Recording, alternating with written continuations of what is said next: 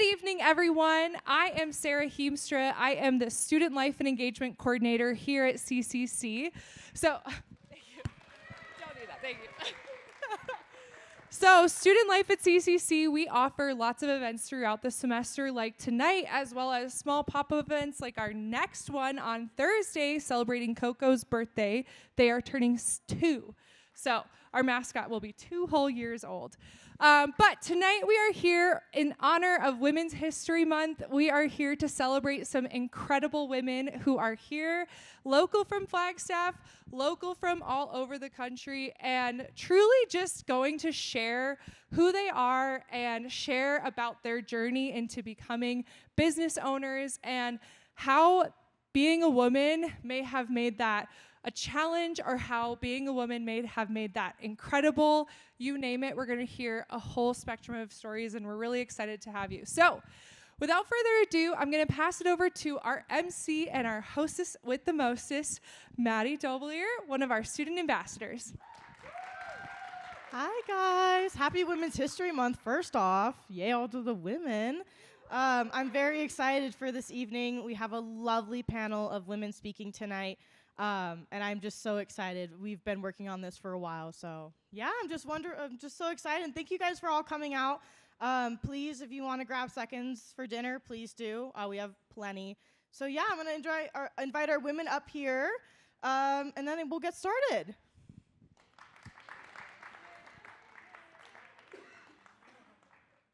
No, you're good.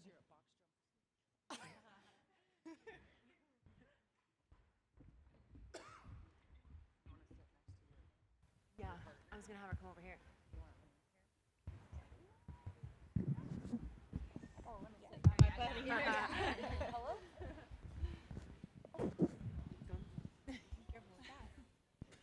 All right, ladies, thank you. We're gonna just go down the line, have you all introduce yourselves, give a little blurb about your business and just who you are. And yeah, Lisa, do you want to start us off? Hi, I'm Lisa Lopez, and I am the founder of Live Happy Coaching. So I'm a certified happiness coach. I also own the Beauty Boost Flagstaff, which is a community for women to feel empowered, healthy, and beautiful. And finally, I own Self-Love Retreats for Women, and so we do self-love retreats all around the world. And I came to Flagstaff about 4 years from the San Francisco Bay Area, and now I celebrate this as my home. So thank you for having me. That's where I know you from, Beauty Boost. Yes. My name's Miranda Sweet, and I have a couple of roles in the community. One, I own Rainbow's End. It's a clothing store. I'm celebrating 25 years this summer, so look out for an invite to the celebration of that. And I also serve as Vice Mayor of Flagstaff, so I have a whole other hat that I wear, and it's a challenge to do that all, so I'll be talking more about that later, but nice to be here and to see everyone. Thank you. Hi everyone, I'm Dara Wong. I own Eno Wine Lounge and Shift Kitchen and Bar, both located downtown. Shift is an American shared plates restaurant, so we have a chef's counter where you can watch the kitchen and see all of the cooks working. You can ask them questions, talk with them. It's about a 50-seat restaurant, and that's coming up on 10 years of being open. And then Eno Wine Lounge is, wine bar. You can go and enjoy some drinks while you're there or grab a bottle to go. We have over 500 different SKUs of wine and beer and mocktails, cocktails, food, all that as well.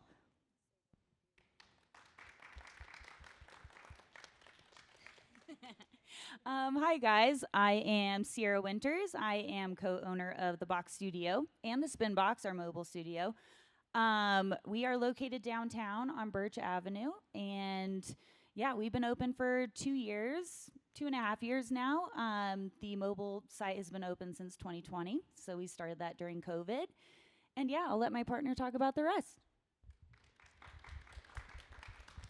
I am Sierra Wong, and this is my business partner. We opened the Box Studio, 2.5 years ago. We're downtown. We specialize in strength training classes, cycle classes, and specialty classes like yoga and kickboxing as well. Awesome. Thank you guys so much. All right, so I have an opening question for all of you ladies on the panel. So, have you ever felt like you didn't fit into your industry because you're a woman? And if so, please share your experience. And then, how do you overcome that? I'll kick it off. So when I first opened 25 years ago, there were not a lot of women business owners, and I definitely felt it was a hurdle, and I felt out of place. I wasn't really brought to the table with meetings. It just felt a little uncomfortable trying to insert myself. And what I appreciate now, especially lately with all of these women up here and more, there's different women groups where we meet, we go to coffee, we talk about the tough topics, and it's nice to feel included.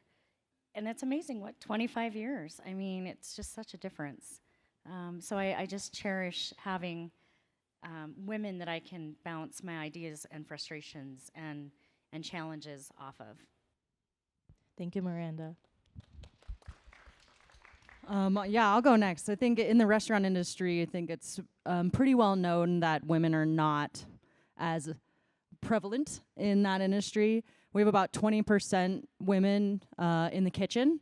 There's about 30% of women that are business owners or restaurant owners. And then in the wine industry, there's 15% women. So it's even smaller.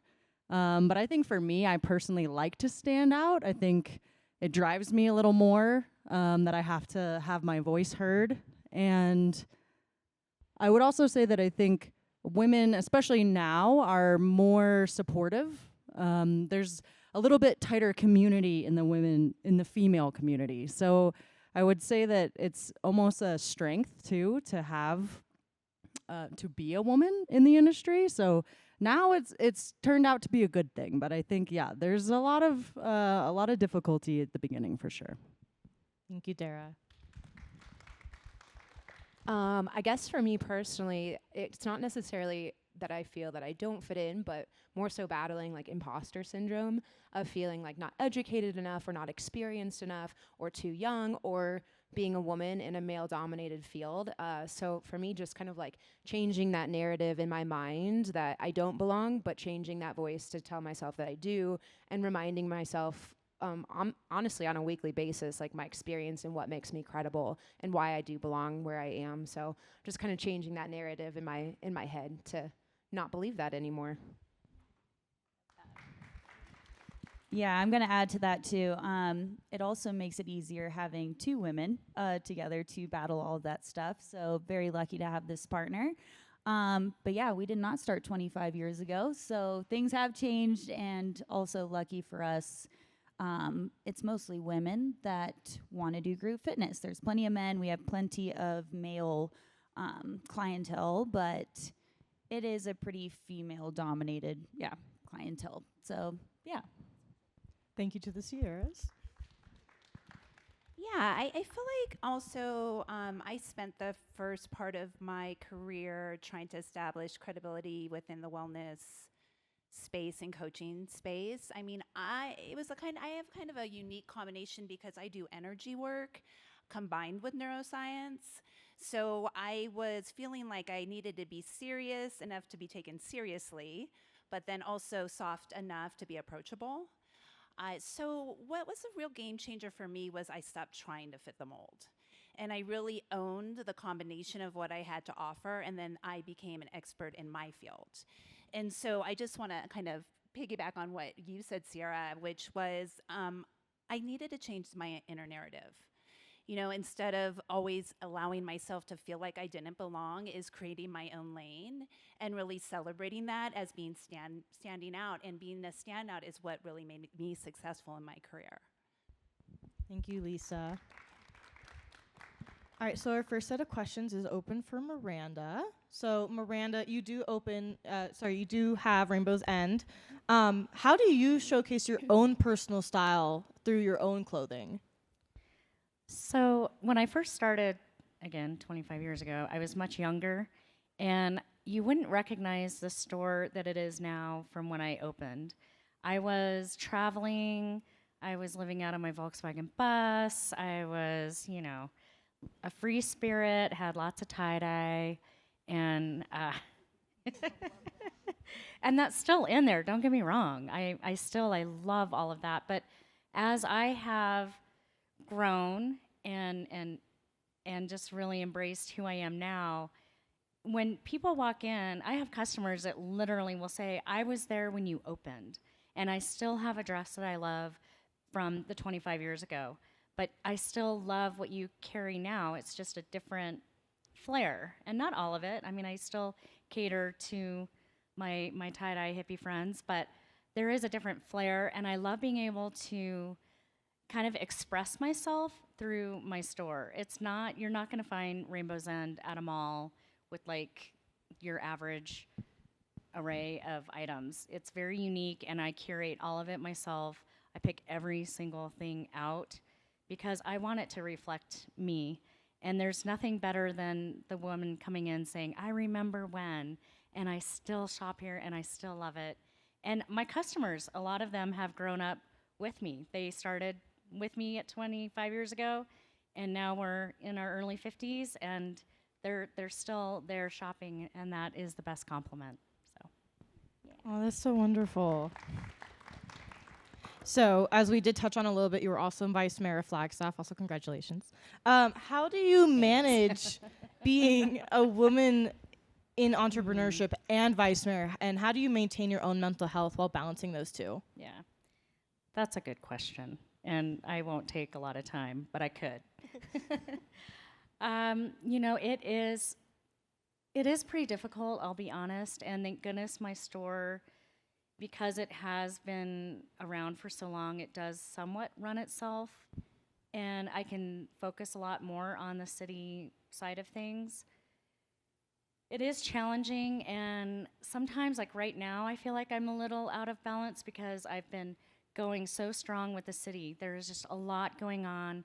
I've been asked to do a lot of add-ons to my typical job, like accepting awards down in Phoenix, and I'm doing lobbying on Wednesday, and so to be able to do that, I have to have a good staff, which I do. They're like family. The way I take care of myself, and we were talking a little bit earlier, I do a lot of competing, so I've done a triathlon, I do marathons, half marathons, and I know it sounds crazy, but I need to be training and forcing myself to get outside and go on the run and go on the swim and go on the bike to make sure that I have time away from my store and being vice mayor, because they're two very challenging things that just really take a lot. It's like a lot of energy. I don't just go to work and sit there. I'm like going and going. So I know it sounds counterintuitive, but that exercise for me, when I don't get that in, that's when I start to feel like I'm off. And I'm just so lucky that I figured that out before it was too late. Yeah, thank you so much. All right, I want to shift over to Dara. So you own Good pun. Shift. Yes. Very good pun. And actually, I wanted to ask you about Shift. Where do you find your inspiration for all the dishes that you serve? Like, what motivates you, and why do you pick what you pick? Yeah, very good question, because we do change our menu pretty often. Every month or so, I would say there's new dishes on the menu. We print our menus in-house so that we're able to do that. But it's very driven by, seasonality, so making sure that we're serving tomatoes in the season that it's tomatoes. They're just not as good when it's not in season. So we're really focused on the seasonality of it. Definitely sourcing, so sometimes we have this great fish that we got in, and we have this amazing dish that we created for it, and then the next week we can't get it again. So now we got to switch the dish. There may not be a fish that you can just sub out and have the same exact components on that dish. So now the whole dish has to change. So a lot of it is driven by what we can get, especially up here in Flagstaff. It's not always the easiest if you're not using local farms or your sourcing's different. I know Chef Laura over there doing the catering understands what I'm talking about. But of course, it also comes from passion too. So actually, the Sierra on the end is my wife, and we recently went to Thailand, and so that, I put a dish on the menu that was inspired by something that we ate there. It was just like this insanely delicious milk bread that was caramelized in butter and sugar, and then had like a scoop of ice cream on top. And so there's this dish on our menu now that's super inspired by that dish that we had in Thailand, and now we can have it in Flagstaff. So a lot of it is from maybe something I've experienced personally. And of course, like Miranda said, it's driven by your staff. I mean, I have an amazing chef, Chef Tamara, and she's really inspiring to be around. She's always doing stuff with local produce, very Arizona-based ingredients. And then our sous chef. So there's a lot of people that are coming to the table with ideas, and that's how we create our menu. It would be impossible for me just to do it. That sounds really good. I have a huge sweet tooth, so I gotta try that. A kind of a follow-up to that is, how do you balance like what you want to put on the menu with your creativity versus what you know is actually going to sell and make a profit? Yeah, I would say a chef's palate is definitely more refined. So what chefs want isn't always what your guests want, and that's okay. But I think with the restaurant being called Shift, we can usually push the envelope a little bit as far as what you would normally find in a restaurant. Especially now, I think that's what people expect of us. It's what is something I can have there that I can't have anywhere else, or that I certainly can't make at home. And so it's a lot of fun just seeing how far we can go. You know, I think 10 years ago when we first opened, we had this dish with coxcombs on it, which is like a chicken, a little chicken coxcomb. And it's, they're like kind of rubbery, they're kind of gluteny. They're not like the most, delicious things, but we put it in a pasta and people just loved it. And it was just, how can we make it approachable? And if people don't want to get it, they really don't have to.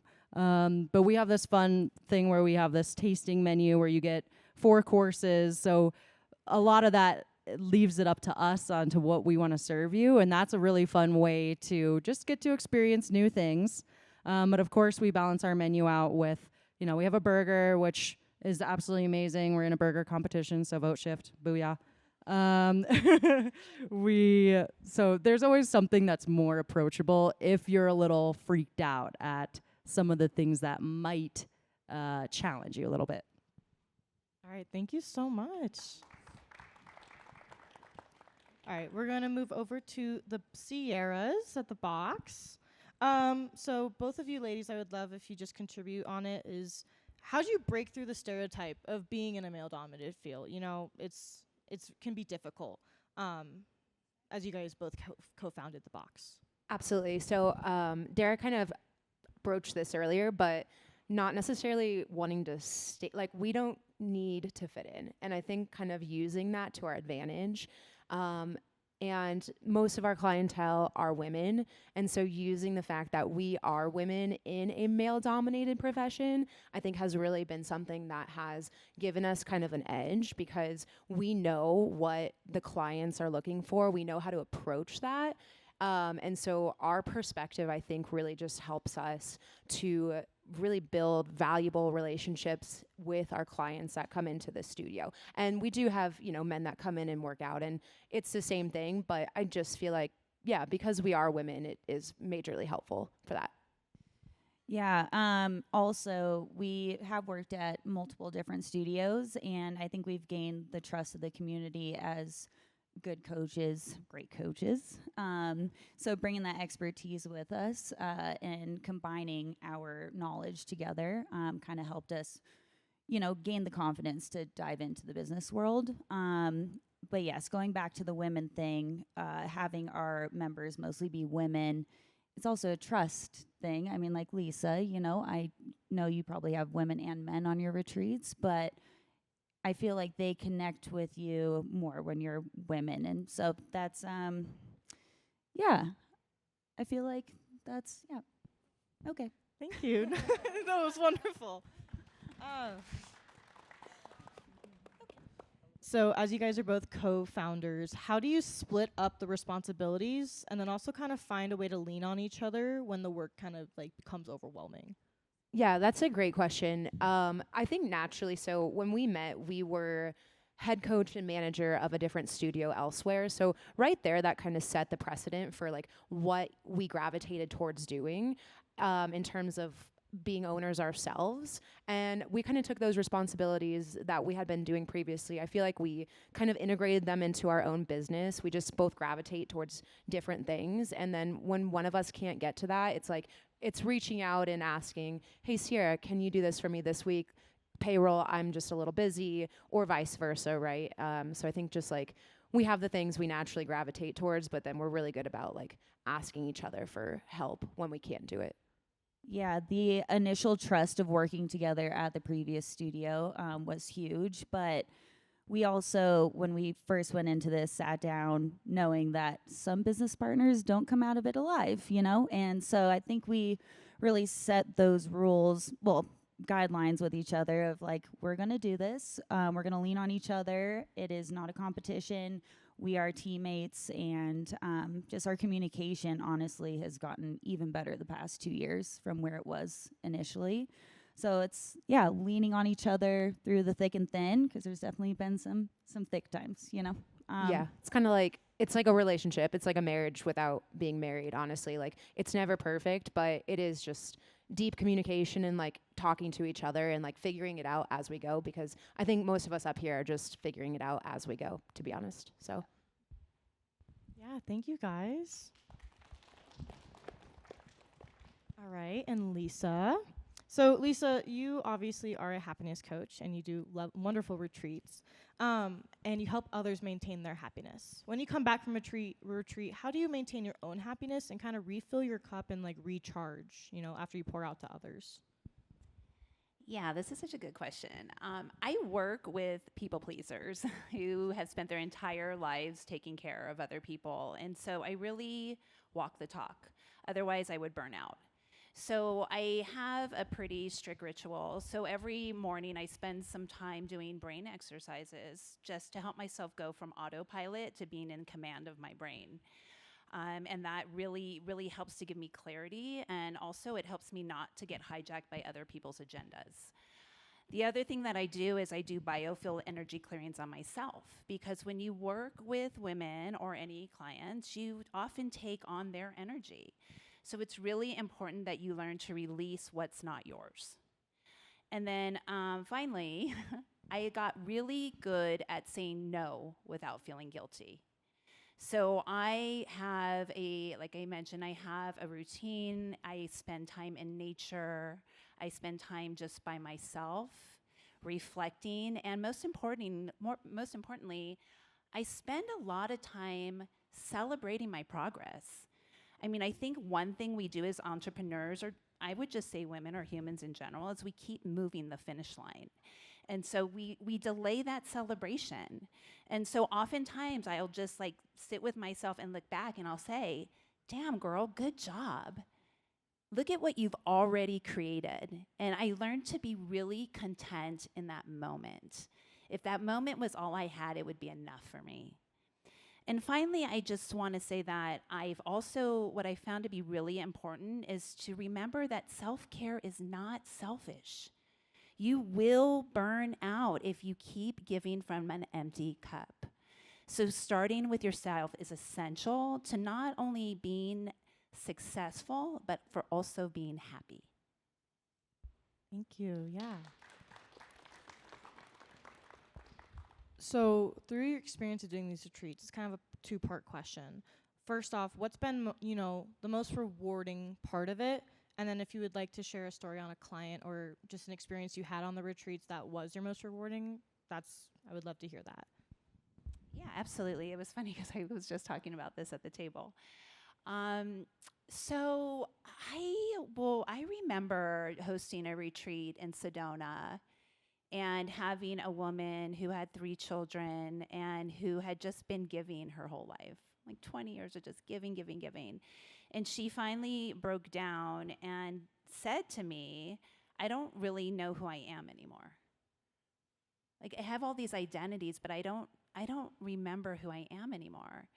And so she came to our weekend and we did some really deep work, and she connected with the other women there, the sisterhood that was created in that space. And I remember looking at her and seeing how light she appeared. She literally looked years younger. And she said to me, "This is the first time I've seen myself in years." So, and it's not, the thing about the retreat space, it's not done in isolation. It's done in community. And when you do things in community, it's the ripple effect, right?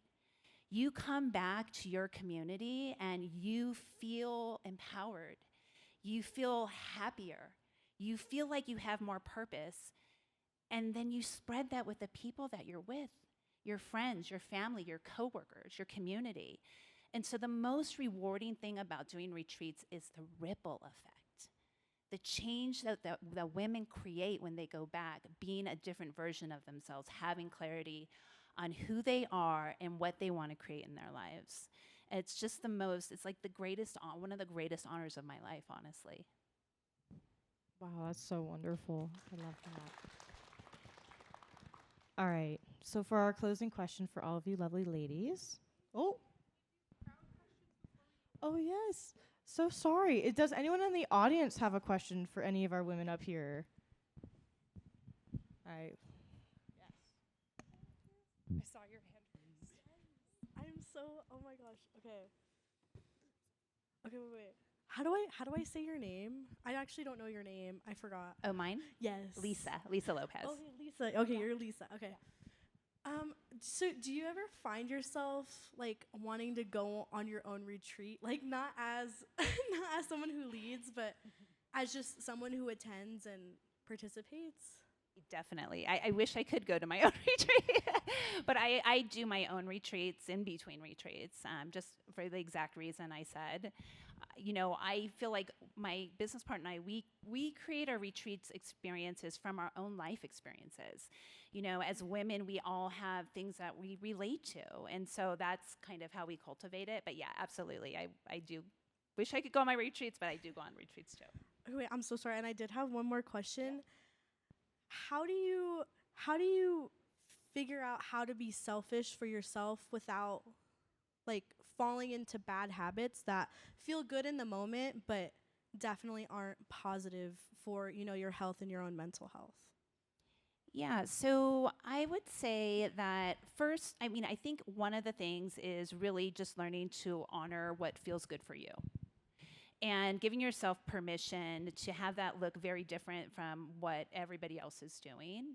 And then I think the most important thing about that is communicating your needs. Being able to say, hey, I need some time to myself. Or, maybe I'm going to be late to this event because I need to do this or that. One of the things that I work with my clients and remind them of is people can't read your mind. And when you are able to articulate your needs, you'll be surprised how people line up to support you. That's crazy. Thank you so much. You're welcome. Marcia? No, not yet. Okay. I wanted to expand. I'll come back to you in a second. Wanted to expand that first question to the whole crowd. So, how are you? I wrote down a different question, and it was very similar, so I'm going to read it because my brain isn't working off the fly. Okay, so being a girl boss is all the rage these days. Everyone's talking about being a girl boss, taking on so many things, being a go-getter, tackling it all. I know that folks have talked about balance and talked about taking the time to be selfish and taking the time to fill your own cup. So what advice do you have to someone who's interested in starting their own business? What do you wish you knew before you got started that you feel like you're an expert in now? And how do you find that balance so you're not burning yourself out as a girl boss, but you're being a baddie as a girl boss? Oh, okay, I'll start. So yes, being a girl boss, I feel like we want to prove that we're independent, that we can do it on our own, right? A little bit of that stubborn factor to show the world that, we really are a boss. But it is okay to ask for help, right? We are really good at designing workouts and we're good at the physical aspect, but we're not accountants. And, anyway, it is okay to ask for help, let your pride down a little bit. yeah, guys, and humility, go into it knowing that you are going to fail and you just got to get back up. And if you have enough passion for it, it's going to carry you through. Leaning on partners. But do you want to add anything?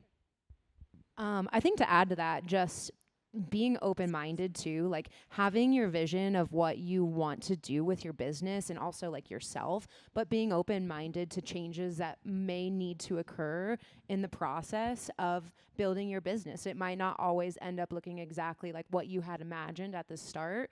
And there's always going to be obstacles and hurdles and really tough decisions you have to make. But just leaning into the fact that you have to believe that it all works out the way it should and kind of embracing those changes that you otherwise maybe didn't expect when you first started the adventure. Yeah, I think to add to that, it's certainly about education. Knowing knowledge is key. You know, equipping yourself with as much knowledge as you can. So reaching out to fellow, for me, fellow restaurateurs, fellow chefs, or whether it's fellow gyms or retail or whatever it is, getting the support around you where those people can help you answer questions that you might come across, because they're probably thinking about the same things. They've probably already dealt with the same things, and it goes both ways. And so I know that happens in my industry a lot. We share all the time. You know, we're constantly texting each other about, hey, are you feeling the slow season right now? You know, okay, it's not just me, it's okay. There's a lot of support that you need, and it can be within your industry, it can be by the people you surround yourself with. And, you know, a lot of what makes a girl boss is your staff or your community, or, you know, for me, like the people I work out with, that empowers me like crazy. And then I feel super jazzed and jacked up to go to work. I work out at the box, by the way. Shameless plug. For me, I think it's really identifying what your goal is, what your passion is, and knowing that you're going to have to go easy on yourself. It's not going to happen overnight. I mean, I'm 25 years in, and I'm still learning daily. And knowing that it's a long game. It is a marathon. It's not a sprint. And just not letting yourself get too frustrated when you hit those bumps and it may not be going the way that you initially thought it would. And having a lot of grace and really reaching out to your community. Luckily for me, my community is Flagstaff, which is why I went down the path to go into politics. So I have a lot of support, but I just remember in the early stage just being so frustrated because it wasn't quite what I thought it was going to be, and I just would have to step back and just take a minute to breathe and know that I'll get through it and the next day will be better. Yeah, I agree with all of you, for sure. I would just also add barter. Barter. What you do is valuable. And you will be surprised that you can get so much done by bartering, offering your services in exchange for something you need. The most important thing that I learned really quickly was I need to stay in my lane of genius. I am also not an accountant. I also at the time didn't do social media, but I'm an excellent coach. And guess what? People who do social media love coaches. Accountants love coaches. So I did a lot of bartering when I first started. Actually, I still do a lot of bartering now.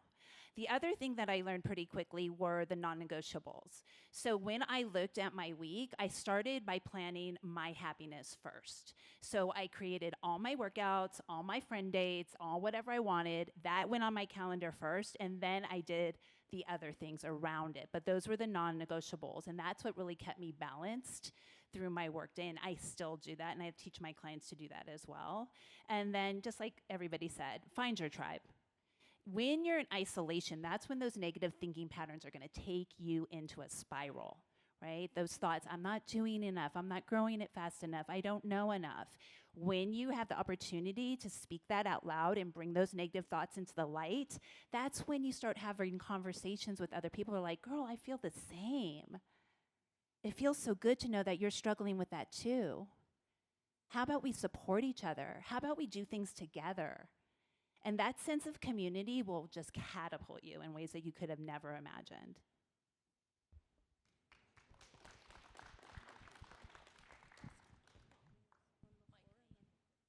Okay. Is it on? How do I turn it? It is indeed on. Okay, cool. Oh, okay, cool. So there's this slang that I've been hearing going around a lot called wishful thinking. And that is where you have like a hope or a dream that just feels a little bit too far out of reach. And my question is for you guys, what is your dream for your business? What is your like end goal? What is what you are hoping for? And what steps are you doing to achieve that?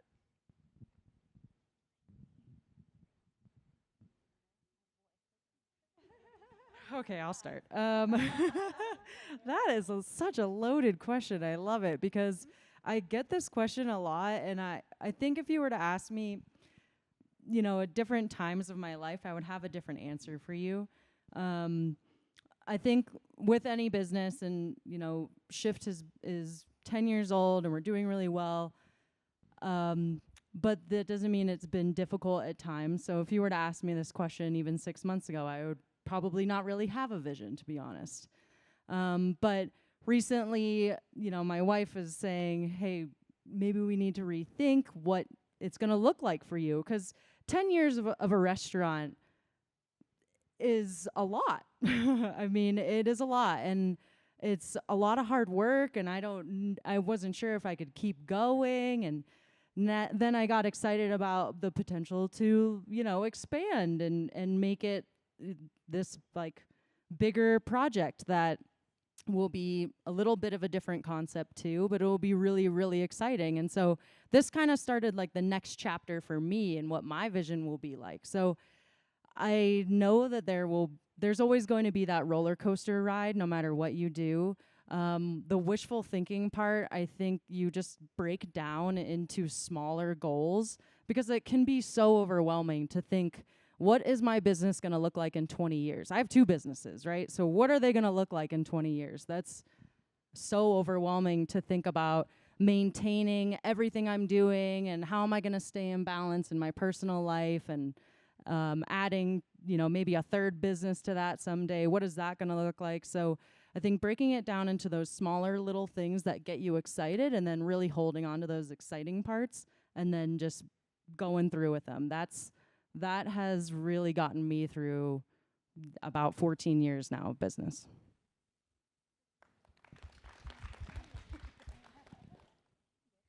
I like what you said about not knowing where you're going to be in 20 years, because now I'm kind of on the other side of like, wow, where am I going to be in 10, 15 years? I'm getting older in my age, and it's starting to really show on who's coming in. But what I hope for my business is a little bit different, I'm going to guess, because I'm headed into politics, and I kind of feel like I've found this like another part of me that I want to keep exploring.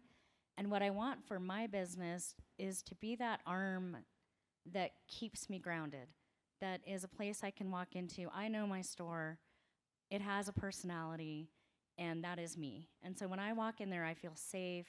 I feel like I can really just be myself, be really one-on-one with my customers, have that communication. And I need that. I need that to be successful in this other part of my life that I didn't realize I would be doing until 5 years ago. So my shop really helps ground me. And I would guess for all of us up here, like I would think our businesses are like, they're part of us. They are where we are safe. And I don't want to lose that. And I want to keep growing that as I'm growing this other part of my life.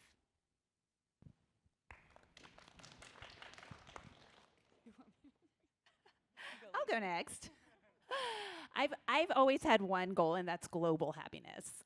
So kind of a big goal, I know, but I really believe that the impact is in every moment.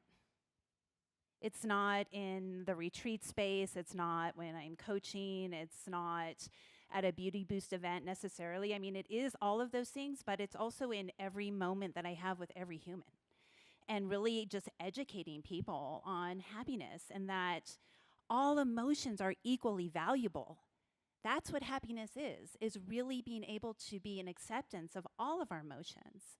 And so that's what I do, is I try, when I'm having conversations with people, first I'm going to model it, right? Because we need to start with ourselves, right? We need to start with ourselves. I'm going to model that. I'm going to have conversations every opportunity I can. You know, I am going to make eye contact. I am going to smile at you. I am going to say hello to strangers. I am going to walk up to you and say, you want to be friends? I'm going to do all of those little things because all of those things really matter. And when I do those things, it gives other people permission to do it too. So that's how I'm constantly working on achieving global happiness. World peace. No, I'm just kidding. So, full transparency, we have only been open for 2.5 years, so we're still very new. So, you know, we're still building, we're still putting money back into the business. A big goal, and I know I can speak for both of us on this, wishful thinking to be financially free, you know, to have some more money coming into our pockets instead of just going into the business. But I feel like that will come eventually. I love that we have enough freedom to really design the studio how we want, right? We're not corporate. We have worked at, like I said, multiple corporate studios that just focused on one thing, whether it was, you know, cycle or lifting. But we can really listen to our community and build it based on the needs of them, right? If they want kickboxing, we add kickboxing if we have the means to do it. So kind of like Dara said, it's hard to see where we want to be in 10 years. I think we just want to keep growing with our community. Yeah, but I think we're in a great place right now. I love our members. We really have a stand-up crowd that work out at the box. Dara, Sarah. Yeah, no, so I'm happy with where we're at, but if you want to add some to that. No, I do think that was honestly pretty much exactly what I was going to say. Like, I think being such a new business right now, it does feel like we are very much kind of just in the throes of like figuring out what is normal, what is like our normal clientele, and like what is our normal day to day. And to be honest, it was, I think you mentioned, you know, after 25 years of business, it's just kind of running itself. And I'm like, oh man, I think that's the goal right there. That's my wishful thinking, is to just wake up and feel like it's running itself, because we very much are part of the day to day, and we're actively coaching 10, 15 classes a week. And so I think that would be my answer, is let it run itself. But never give up coaching, because we love coaching. That too. Yeah. Yeah, that's perfect.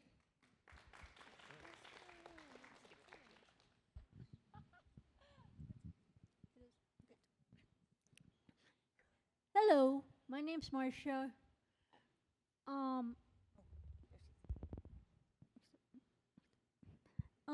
I have often felt like I don't fit in,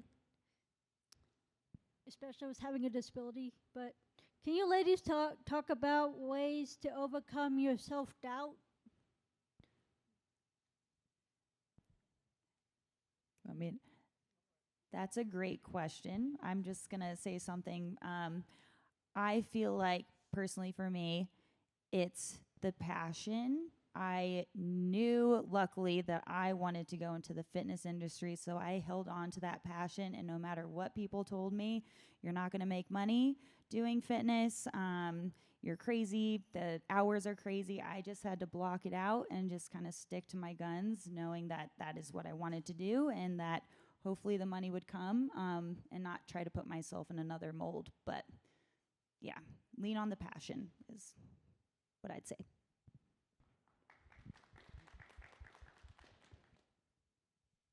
Yeah, that's such a great question. Thank you for asking. It's an important question because it's something that we all deal with. Even now, we all deal with it.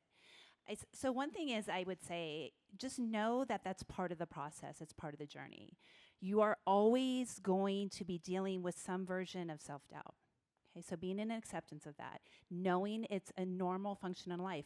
Our ego mind wants to keep us small, okay? These are lies that our mind has been programmed to do to keep us from our growth. So it's part of being human, okay? So one of the things is practice. Really just practicing being able to experience that thought and pushing past it. And when you push past it, celebrate the hell out of it. Like, woo! I did it. I pushed past that doubt, and I did it anyway. Really allow yourself to experience that elevated emotion. And here's the thing about our brains. Our brains are innately lazy. They don't like to do hard things. But when we do a hard thing and we attach it to an elevated emotion like joy and celebration, guess what happens? Our brain wants to do it more. Okay? So that's a simple practice that you can do every single time to help you strengthen your ability to push past through that doubt. One thing, to piggyback off of that, what Lisa said, there's this gentleman that is a professional runner that comes into Eno, and he has told us before that if the thoughts you water are like seeds, and whatever you water is what you're going to grow. So if you are watering seeds that are negative and this belief that you're not good enough or you don't belong, that's what's going to grow. But if you're watering the flowers, you're watering the positive thoughts, you're going to grow flowers. And so I think for me, it comes to stopping the cycle of negative thoughts, right? And for me, that is like maybe, letting it come, but also like being surrounded by people too that don't allow me to think that way. And a huge one is my wife and my business partner, right? Like if I even come close to expressing these negative thoughts, like they're there to honestly kind of just be like, what's wrong with you? Like, that's not like the truth at all, So just having like a community that will kind of hold you accountable to not let you think like that.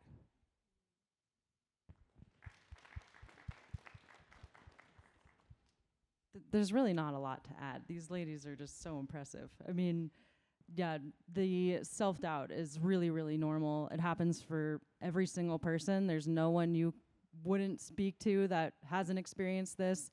But I know that the low times, the times where you are feeling self-doubt, that's when the high times where you get more confident and you think to yourself, oh my gosh, I dealt with that when I was really down, or I dealt with that when I thought I wasn't going to make it through this.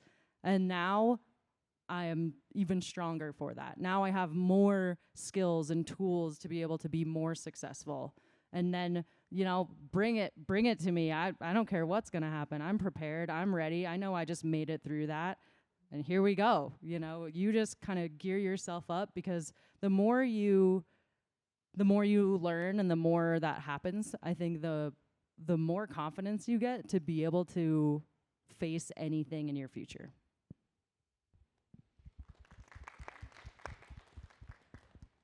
And I don't have a lot to add on either, but I will say it's a good thing that I'm stubborn, because sometimes I have to really talk to myself and say, no, you know what? They're saying you're not going to be vice mayor. You are. You're going to do this, and you're going to do the best damn job you can do. Growing up, it's like, well, you need to be a teacher, not a business owner. It's like, no, I'm going to try this. And let me tell you, I got a lot of pushback from my family and friends when I started both ventures, actually. And I guess just that stubbornness in myself. And as I have grown and learned that self-talk and how to kind of let it happen, play out, and then self-talk myself the other way, saying, no, you are going to do this. And I am stubborn, so.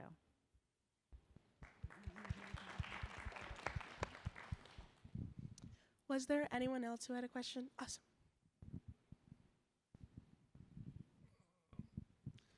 Okay, I'm Eric. I'm looking to get started with this craziness of looking at running my own business and so forth. And I actually had two questions for you. The first one is what made you decide to go and think that working 80 hours a week for yourself was a great idea when you could go and work 40 hours a week for somebody else? Because I know or have been told about that part of it. And the other piece of it is you have a very diverse set of businesses that you run up here. And I think this reflects on a lot of people getting started, they're good at their craft, but how do you market it and turn it into something that you can actually make money and make a living off of? So.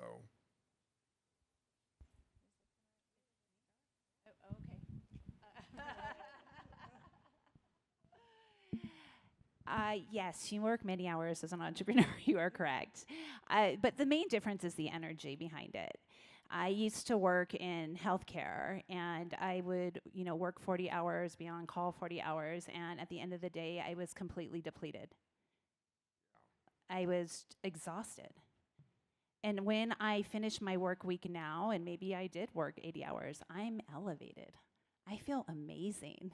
I feel like I'm contributing in such an impactful way. My heart is so connected to my work, and seeing the results in my clients is everything to me. So it doesn't, although it might be more hours, it doesn't feel that way to me because I'm really connected to like my purpose, my why. So that was one thing. I just knew I couldn't exist in that other version of myself anymore. And it did take a lot of courage. I mean, I remember when I told my mom, I'm leaving my high-paying, super comfy hospital job to become a happiness coach. And she said, what the hell is a happiness coach? Are you crazy? But I just knew I had such a strong calling, and I didn't know how I was going to figure it out then, but I knew I was going to try. And I knew if I didn't try, that I would always spend the rest of my life regretting not trying. I could always go back to the hospital. I knew that about myself. I could do that, but I just had to give it a shot, and I'm super glad I did. And then you asked about you said having this idea, or like how do you market yourself to make it profitable? Is that what you were saying? Yeah, that's a really good question. The production of what you're good at is the easy part. The getting other people to actually pay you for your product or service is the part that I find most challenging.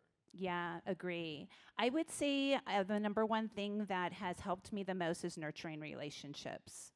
I spend a lot of time out in the community and having conversations with people and sharing my story and what I do and why I do it. And it does take a lot of groundwork. I may have 20 conversations and then one client. But guess what? Those other 19 people, they tend to come back at some other time. So it's really about planting those seeds constantly. You need to be really visible when you're an entrepreneur. Nobody's going to knock on your door typically and say, hey, I want to hire you. So you doing things like us being here talking, us having conversations with people we meet at a coffee shop, all of those different things, that is you networking. And also just being really clear on what's unique about you. We all have a unique quality. You could be called a happiness coach, and I can be called a happiness coach, and we're going to attract completely different people. Yeah, so being really comfortable in your voice and knowing what that is about you that makes you different and stand out. Did that answer your question? Yeah. Any of the others that have comments there? Okay, I'm trying to remember back to the first question. So I believe it was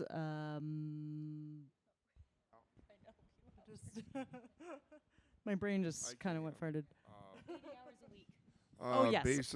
Basically, the first part was why each of you chose to work 80 hours for yourselves each week rather than 40 hours a week for somebody else.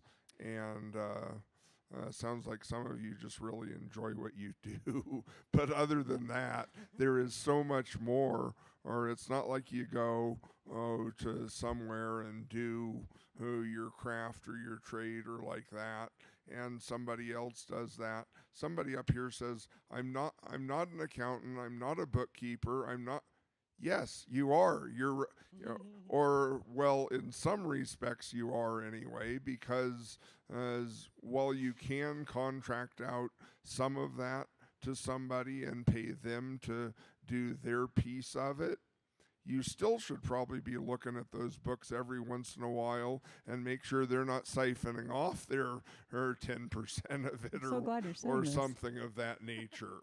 So you have to juggle so many different hats and so many things other than what your public-facing core competency is.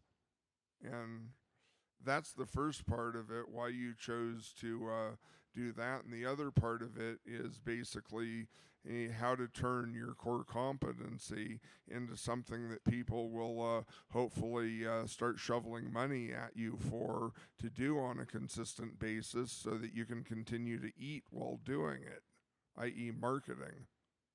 Yeah, thank you. Thank you for the reminder. The 80 hours a week thing, that's, I think, for in the restaurant industry, that's like pretty normal for me. And so doing that for someone else is kind of as if you were to compare it to paying rent. And you're paying rent to a landlord and you're living at a place, but then if you own your own house, you're paying a mortgage. So you're contributing to yourself with the mortgage, right? And so you're putting more into yourself almost and into your business when you are working for yourself versus working for someone else. So yes, of course, you never turn your phones off. You have to answer crazy questions at really random times, and it's always exciting and new, but that's kind of part of the fun of it too, of what's come up now, you know? But I think the second part of turning your craft into a business, at least for me, was I love cooking. I mean, that's how I got started, but it's the concept of the restaurant or the wine bar of making people feel good, of coming into my establishment and maybe changing their mood. Maybe they come in kind of angry. Maybe they have something terrible going on in their lives and they come in and dine at one of my establishments, and to have the opportunity to change their mentality or their day from an experience that they had at one of my establishments, that means everything. So that is why I believe it can become profitable, is when you start to have those moments that really talk to people's emotions, they're willing to give you money for it, you know, because then they want to get back to that happy moment again. You take them to an experience versus just cooking for them. You know, it becomes something memorable and maybe, you know, what our hope is a positive moment for them. So we want to hold on to those, and usually people will remember them and willing to pay you.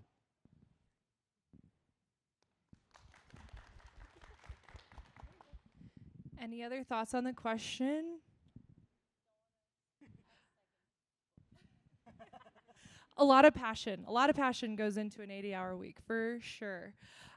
Before we wrap up with our closing question for our panelists, I want to just give a quick shout out to some other women who are here in the room. The wonderful, exquisite dinner we had from Culinary Concepts Southwest.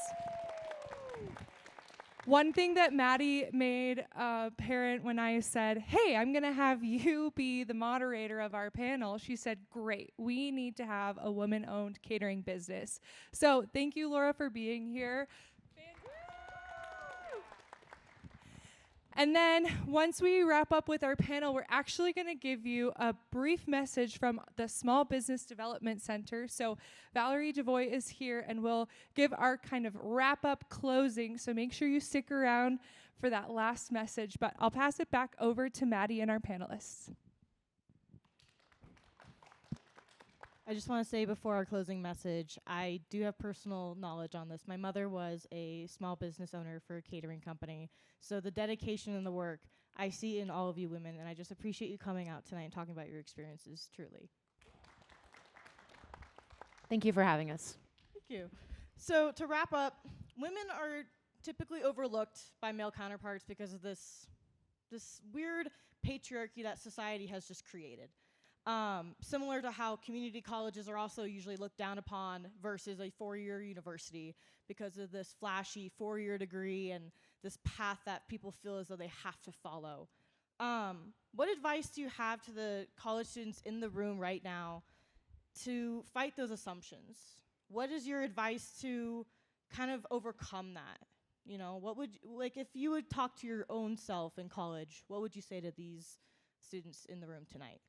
I think that Sierra and I are a prime example of this exact question. So I myself didn't finish my four-year degree. Sierra did. And we say to people that we had different paths, but the same outcome. And the people that support you and are in your life, they will acknowledge that, they will know that. And then the people that don't agree with that, then they're not necessarily people you need to have in your corner. So just, keep your head down, keep working on your dreams, and don't worry about how you get there. Just know that you can have the same outcome. And Dara also kind of touched on this, but you can never be over prepared, right? You can have an idea, but doing the research, doing your homework, asking the questions, so you really, can pursue your dream. Yeah, that's a big one. Being prepared. I think, great, good job, Sirius. I think a main thing is that everyone needs a different experience. We're all looking for something different. We may have similar goals in the end, but I didn't go to a culinary program that had a degree. I went to a culinary program that was 6 months long, where you got a certification and no degree. I went to a program that was 20 students and 3 teachers because I'm dyslexic and I needed more hands-on training with my instructors. I needed a smaller program, and so it's really hard for me to learn in a normal classroom setting. I didn't want to spend 4 years with time or money trying to go to a culinary school, so I really just wanted that experience in the kitchen, and that's what my culinary school did for me. And so I think it's just really different on what you need as an experience, and that's what I personally needed, was the smaller classrooms, the more hands-on work, and to really get out there faster into the field so that I can learn in the job. So do not think that you are not good enough, because everyone needs something else. So I actually started with CCC and loved every minute of it. Back before this campus wasn't here. And I do believe that everyone has their own path. And I knew for me, it's kind of like when I knew I wanted to open up a business, I went through the different steps of, okay, I want to do this, and how do I get to the next step and the next step? I kind of feel that way for education, for me at least. I didn't know what I wanted to be. I ended up getting a degree in education, but I didn't know that when I started. And I didn't want to waste time and energy with a 4-year NAU, which I graduated from and I loved it, but I knew I wanted to take the small step, learn about myself, learn what's out there, and then I could grow into that next phase after that. So I just congratulate everyone who starts at CCC. I think it's a fantastic place to be, and you should be excited to be here. I will just say that other people's assumptions have nothing to do with your worth, your intelligence, or your future success. It's a reflection of their limited perception, so don't buy into it. The other thing I want to add is that when you maybe, met with those assumptions, and you may have the thoughts that maybe you aren't good enough or worthy, really look at your path and turn it into a gift. What about your path made it special? I think, Sarah, you kind of spoke about that. What about it? You came here, maybe you saved money, maybe you were able to work and go to school. What were the benefits of your journey? That's really deserving of celebration. And leaning into that and emphasizing that is going to help you feel more confident when those assumptions come your way. Finally, I just want to say to own your story. Your story was what helps you to set apart from other people. It's what makes you unique. So don't hide from it, really own it and celebrate it.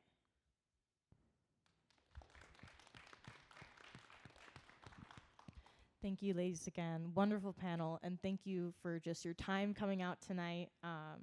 You guys are truly just inspiring women who work. Thank you. Yeah.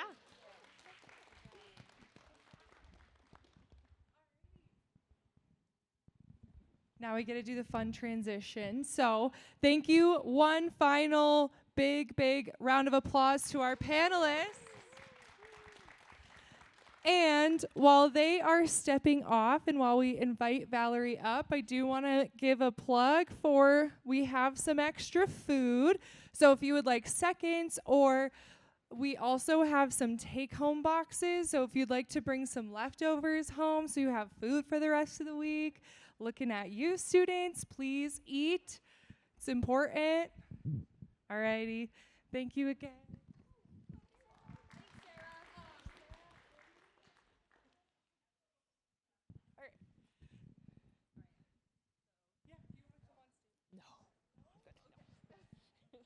So my name is Valerie DeVoy, and I'm the Center Director of the SBDC Small Business Development Center. I'm also a business owner. And so speaking of asking for help, I forgot someone was mentioning that. That's what the SBDC does. We're a government-funded program and offer no-fee, confidential, one-to-one business counseling. We help businesses with all sorts of things like financial projections, cash flow forecasting, pricing strategies, marketing, exit strategies. We're actually doing a workshop on exit strategies here coming up. Buying existing businesses, capital access, loan readiness. We're also a long-term partner, so we work with people for years and years and watch them grow. It's pretty amazing. And we also work with people who just have an idea and want to come talk about it and kind of we help people set up their LLC and file their articles of organization. So anyway, we're located at CCC at the 4th Street campus, and we have a great team. So if you're interested, come visit us. There's business cards over there.